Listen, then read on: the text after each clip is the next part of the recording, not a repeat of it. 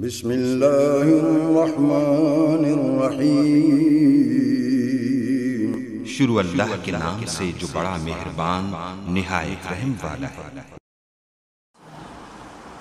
للہ ما فی السماوات و ما فی الارض،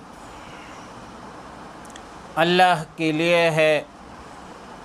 جو کچھ آسمانوں میں ہے، وما فی الارض، اور جو کچھ زمینوں میں ہے، وَإِن تُبْدُوا مَا فِي أَنفُسِكُمْ أَوْ تُخْفُوهُ يُحَاسِبُكُمْ بِهِ اللَّهُ وَإِن تُبْدُوا مَا فِي أَنفُسِكُمْ، اگر ظاہر کرو گے جو تمہارے نفسوں میں ہے، أَوْ تُخْفُوهُ، یا اس کو پوشیدہ رکھو، یحاسبکم بہ اللہ، اللہ رب العالمین اس کا محاسبہ کرے گا، فیغفر لمن یشاء، پھر جس کو چاہے بخش دے گا، ویعذب من یشاء،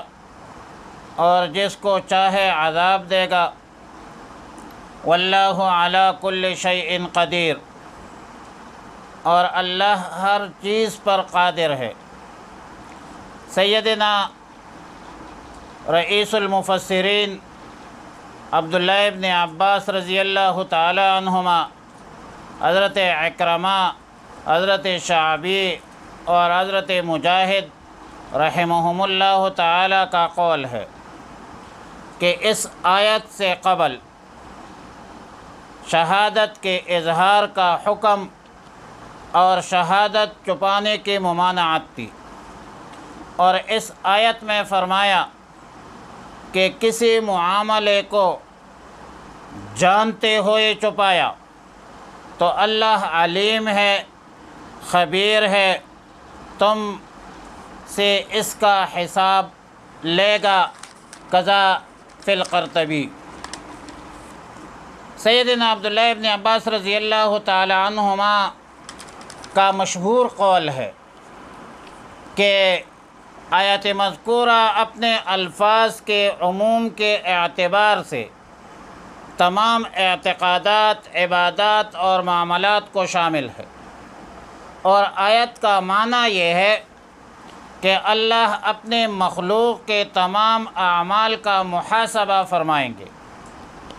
بے شک تعلق پختہ ارادہ سے ہو اور اس کو دل میں چھپا کے رکھا ہو، لیکن یحاسبکم بہ اللہ۔ بخاری شریف اور مسلم شریف میں بروایت سیدنا عبداللہ ابن عمر رضی اللہ تعالی عنہ منقول ہے کہ میں نے رسول اللہ مبارک صلی اللہ علیہ وسلم سے سنا کہ مومن قیامت کے دن اپنے رب سے قریب کیا جائے گا، یہاں تک کہ اللہ ایک ایک گناہ یاد دلائیں گے اور سوال کریں گے کہ تو جانتا ہے کہ تو نے یہ گناہ کیا تھا؟ مومن بندہ اقرار کرے گا، اور اللہ رب العالمین فرمائیں گے کہ میں نے دنیا میں تیرے پردہ پوشی کی، تیرا گناہ لوگوں پر ظاہر نہیں ہونے دیا، اور آج اس کو میں معاف کر دیتا ہوں، اور حسنات کا اعمال نامہ جو ہے ان کو دیا جائے گا، لیکن کفار اور منافقین کے گناہوں کو عام مجمع میں بیان کیا جائے گا۔ یہاں پر ایک شبہ ہو سکتا ہے کہ حدیث شریف میں ہے ان اللہ تجاوز عن امتی مما حدثت انفسها ما لم یتکلموا، فرمایا کہ اللہ نے میرے امت کو معاف کر دیا ہے وہ جو ان کے دل میں خیال آیا، جب تک اس کو زبان سے نہ کہا ہو یا عمل میں نہیں لایا ہو، تو معلوم ہوتا ہے کہ دل کے ارادے پر بھی کوئی مواخذہ نہیں ہے حدیث کے روح سے۔ امام قرطبی رحمہ اللہ الباری نے جواب دیا ہے کہ یہ حدیث دنیا کے احکامات کے متعلق ہے، طلاق ہے، عتاق ہے، نکاح ہے، بیعہ ہے وغیرہ، یہ اس حوالے سے ہے۔ ظاہر ہے کہ محض دل میں ارادہ کر لینے سے کوئی نکاح منعقد نہیں ہوتا، دل میں طلاق کے ارادے سے طلاق واقع نہیں ہوتا، کوئی غلام آزاد نہیں ہوتا دل کے ارادے سے، جب تک اس کو زبان میں نہ لایا جائے یا اس پر عمل درآمد نہ کیا جائے۔ اور امام شاطبی رحمہ اللہ فرماتے ہیں کہ فی النیت اربعۃ مراتب والخامس العمل، نیت کے 4 مراتب ہے اور 5واں جو ہے وہ عمل ہے۔ نمبر 1 الماجس، عبارت عن الاتیان الشیء فی الذہن، ذہن میں کوئی چیز آ جائے، کتنی باتیں آتی ہیں ہمارے ذہنوں میں۔ دوسرے نمبر پہ الخاطر ہے، ما رسخ فی الذہن، جو ذہن میں رسوخ اختیار کرے۔ تیسرے نمبر پہ ہم ہے، عبارت عن الارادۃ بارتکابہ، یہ ارتکاب عمل سے عبارت ہے اور یہ ارتکاب عمل کا ارادہ ہے۔ چوتھے نمبر پہ عزم ہے، عبارت عن ترتیب الاسباب لارتکابہ، یہ عبارت ہے اسباب کی ترتیب سے کسی عمل کے لیے، جب آپ اسباب وسائل استعمال کریں تو اس کو عزم کہا جاتا ہے۔ اور 5ویں نمبر پہ یصدر العمل، پھر عمل صادر ہوتا ہے، والمواخذۃ بالأخیر۔ آمن الرسول بما انزل الیہ من ربہ والمؤمنون، مان لیا ہے رسول نے جو کچھ اترا ہے اس پر اس کی طرف سے، والمؤمنون، اور مسلمانوں نے، کل آمن باللہ وملائکتہ وکتبہ ورسلہ،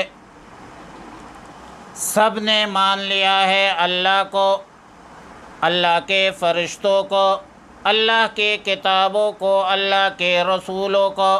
لا نفرق بین احد من رسلہ، کہتے ہیں کہ ہم جدا نہیں کرتے کسی کو اس کے پیغمبروں میں سے۔ وقالوا سمعنا واطعنا، اور کہتے ہیں کہ ہم نے سنا اور قبول کیا۔ غفرانک ربنا والیک المصیر، تیری بخشش چاہتے ہیں ہمارے رب اور تیری طرف ہی ہم نے لوٹ جانا ہے۔ لا یکلف اللہ نفسا الا وسعها، لا یکلف اللہ نفسا الا وسعها، مکلف نہیں کرتے، اللہ تکلیف نہیں دیتا کسی کو مگر جس قدر اس کی گنجائش ہے۔ لہا ما کسبت وعلیہا ما اکتسبت، اسی کو ہی ملتا ہے جو اس نے کمایا اور اسی پر پڑتا ہے جو اس نے کیا۔ ربنا لا تؤاخذنا ان نسینا او اخطأنا، اے ہمارے رب نہ پکڑ ہم کو، ان نسینا، اگر ہم بھول جائے، او اخطأنا، یا ہم سے چوک ہو جائے۔ ربنا ولا تحمل علینا اصرا کما حملتہ علی الذین من قبلنا، اے ہمارے رب اور نہ رکھ ہم پر باری بوجھ، کما حملتہ علی الذین من قبلنا، جیسا کہ آپ نے ان لوگوں پر باری بوجھ رکھا جو ہم سے پہلے تھے۔ ربنا ولا تحملنا ما لا طاقت لنا بہ، اے ہمارے رب اور ہم پر ایسا بار مت ڈالیے جس کی ہم طاقت نہیں رکھتے، لا طاقت لنا بہ، جس کے ہم کو طاقت نہ ہو۔ واعف عنا واغفر لنا وارحمنا، اور ہمیں معاف فرما دیجئے۔ واعف عنا، اور ہمیں معاف فرما دیجئے۔ واغفر لنا، اور ہماری مغفرت فرما دیجئے۔ وارحمنا، اور ہم پر رحم فرما دیجئے، انت مولانا، آپ ہمارے مولا ہے، فانصرنا علی القوم الکافرین، پس ہمارے مدد فرمائیے کافر قوم کے مقابلے میں۔ یہ سورہ بقرہ کی آخری 2 آیتیں ہیں، اور احادیث کے روشنی میں ان دونوں آیتوں کی بہت بڑی فضیلت وارد ہے۔ نبی علیہ الصلاۃ والسلام نے فرمایا کہ جس شخص نے رات کو یہ 2 آیتیں پڑھ لی تو یہ اس کے لیے کافی ہے۔ بلکہ سیدنا عبداللہ ابن عباس رضی اللہ تعالی عنہما عن النبی صلی اللہ علیہ وسلم کے روایت کے مطابق عشاء کے بعد ان دونوں آیتوں کا پڑھنا قیام اللیل، تہجد کا قائم مقام قرار دیا ہے۔ اور سیدنا خلیفہ ثانی سیدنا عمر بن الخطاب رضی اللہ تعالیٰ عنہ، عمر فاروق رضی اللہ تعالیٰ عنہ، اور خلیفہ راشد، خلیفہ رابع سیدنا علی المرتضی رضی اللہ تعالیٰ عنہ نے فرمایا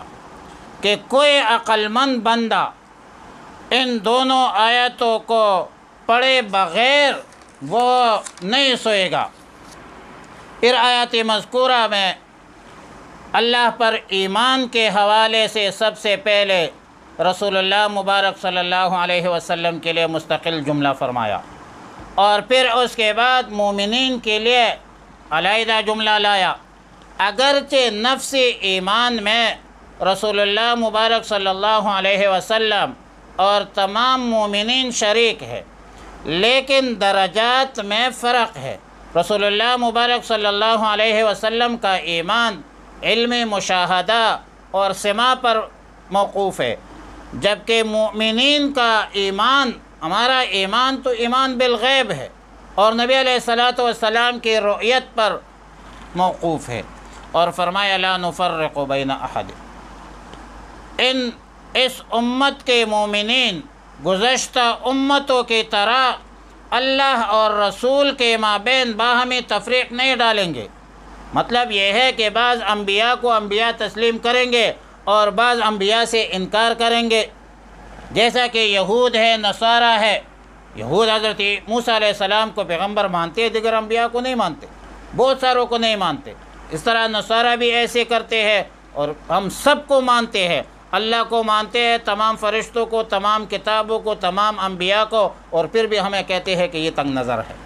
اور فرمایا لا یکلف اللہ نفسا الا وسعها،